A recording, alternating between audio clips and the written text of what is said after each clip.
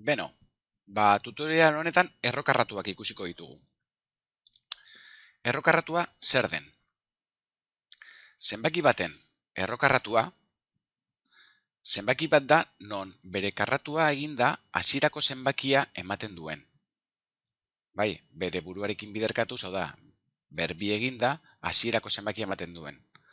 Honezegatik esaten da, erroketa berreketaren alderantzizko eragiketa dela.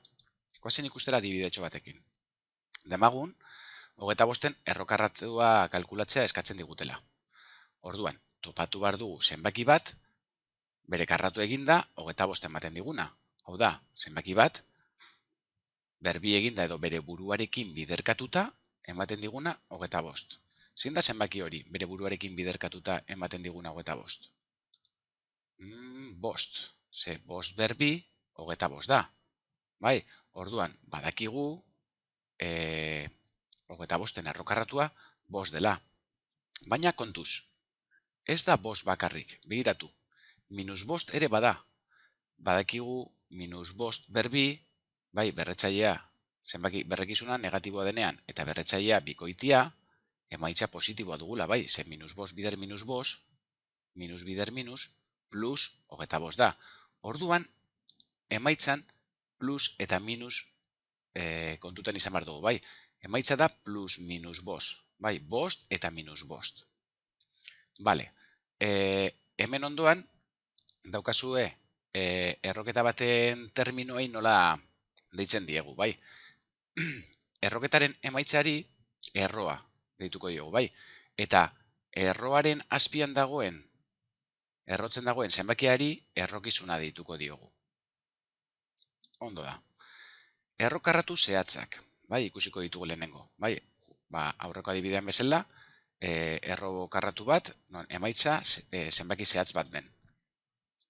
Zehatzak diren, zenbaki ez oso handien errokarratuak buruz kalkulatzea ez da horren zaila. Bai, aurreko adibidean ikusi dugun moduan. Bai. Hona hemen errokarratu errez batzuk adibide moduan. Bai. Bale. Hemen ditugun zenbaki guzti hauek, bai, hasi gara zenbaki arruntak, arrunten karratuak topatu ditugu, bai. Bat berbi, bat. Bi berbi, lau. Hiru zenbakia karratu, 9. Lau karratu, 16. Eta honela ikusten dugun segidago, bai. Zenbaki hauei lortu ditugun zenbaki hauei deitzen diegu karratu perfektuak. Zergatik dira karratu perfektuak?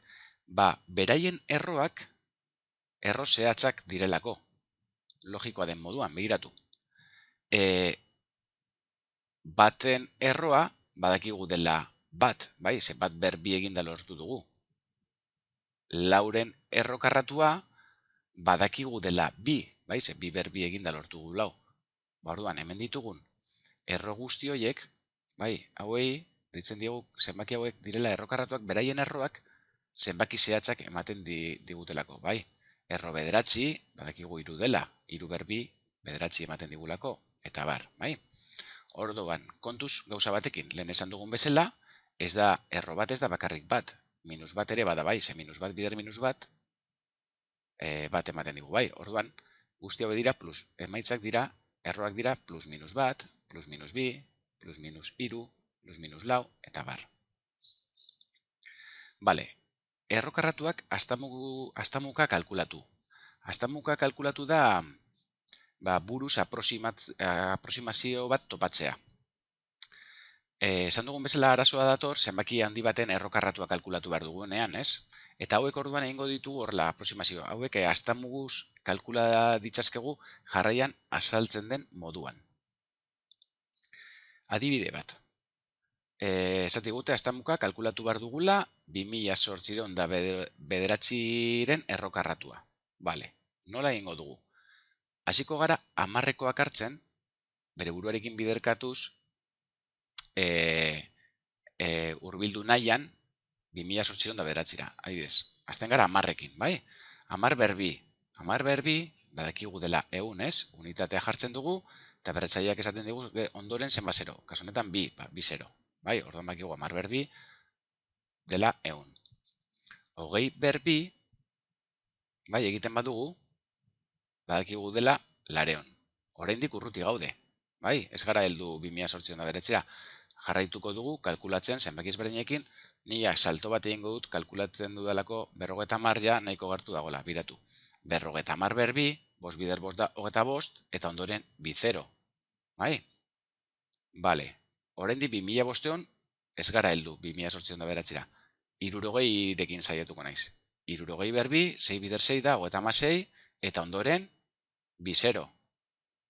3600, ja pasa naiz. Beraz, badakit, topatu behar dudan zenbakia egongo dela 50 eta 60ren artean. Orduan, hasiko naiz frogatzen hurrengoarekin. Bai, bi hauen artean egon behar denez, 51. 51 berbi, edo 51ren karratua, badakit, 51 bider 51, bat berbi honekin, azkenengo zenbakia ikusita, bat berbi eginda, batekin amaituko dela, beraz, nik behar dut 9rekin amaitzea, nire zenbakia, hau ez da izango. Ez dut biderketa zertan egin behar, konturatzen naiz ja ikusita, azkenengo zenbaki hau berbi eginda, nire 51 berbi amaituko dela batekin. Beraz, 51 ez da. 52, bi berbi eginda badakit 4rekin amaituko dela nire zenbakia, 52 bider 52, emaitza 4rekin amaituko dela. Eta nik behar dut 9rekin, beraz, hau ere ez da.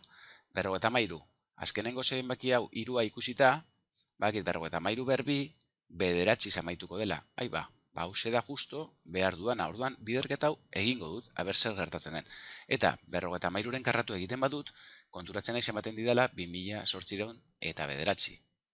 Beraz, badakit, ja, zein den emaitza, bai, 2800en errokarratua 53 izango da. Hau da, aztamuka kalkulatzeko modua. Bai, azten naiz berreketa ezberdinak egiten gerturatzeko, azkenean, heltzen naiz zenbakia tarte batean edukitzera, eta tarte horretan geroia aztamuka topatzen dut zein den nire zenbaki konkretua.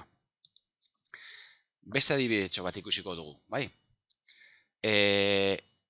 Kasu honetan eskatzen digute aztamuka kalkulatu behar dugula 3900 errokarratua. Bale, lehen bezala aztamuka saiatuko naiz, bai? Baina ez eziko 10rekin. Badakit ja, 60rekin hasita, bai, 60ren karratua dela 6 berbi dela 56, eta ondoren honek esaten digu bi 0, 56, eta bi 0, 3600 dela. Gertu nago, baina enaiz heldu. Orduan, 60 berbi ja badakit pasako naizela. Orduan, saiatuko naiz hurrengoarekin, bai? Frogatu esaket 61, ikusiko dut zen maitza dukadan, oraindik ikusiko dut 61ekin naizela heltzen, da 62rekin ja oso gertu nago. 62 berbi, ja, honek ematen dute, biderketa egin da gero, 3854. Bale. Oraindik naiz heldu, azpitik nago. Orduan, 63rekin frogatuko dut. 63 berbi, honek ematen dit, 3979. Bale. Kasu honetan konturatzen naiz ja, goitik nagoela, pasa naizela. Beraz badakit, tarte honetan, egon bar dela nire emaitza. Eta ja, 62 eta 63ren artean. Bai? Baina, ja, emaitza kalkulatzea ja, desimalak edo amartarrak ateratzea litzateke. Orduan, olako kasuetan, erroa gutxi gora bera, amartarri gabe kalkulatzea nahikoa izaten da. Orduan, badakit, 3900en errokarratua egongo dela 62 eta 63ren artean. Eta, normalean, emaitza moduan, usten dugu, behetik, kasu honetan 62, bai, behetik, oraindik heldu gabe, behetik dagoen zenbakia. Eta jartzen dugu berdin beharrean, honelako ikur hau antzeko, bai, gutxi gora bera, 62 esan nahi du, bai, 3900en erroa, gutxi gora bera, 62 dela, bai. Kasu honetan, emaitza honi ez denez zehatza, hau ez da, emaitza zehatza, deitzen diogu erro osoa, bai. Erro osoa da, gutxi gora berako erroketa baten emaitza, bai. Bale, eta gero, azkenengo gauzatxo bat, zenbaki negatiboen errokarratuak.